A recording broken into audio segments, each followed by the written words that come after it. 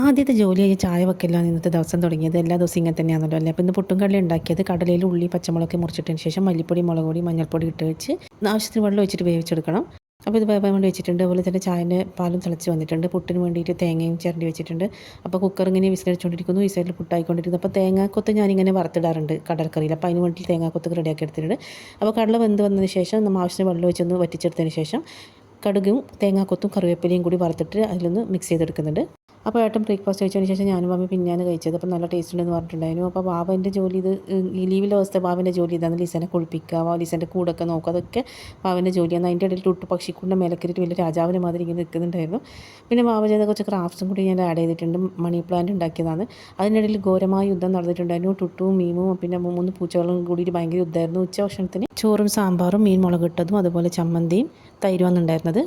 വൈകുന്നേരം നമ്മൾ ചായയൊക്കെ കുടിച്ചു. അങ്ങനെ ഇങ്ങനെ ദിവസം കഴിഞ്ഞ് അത്രയിലൊക്കെ ബായ്.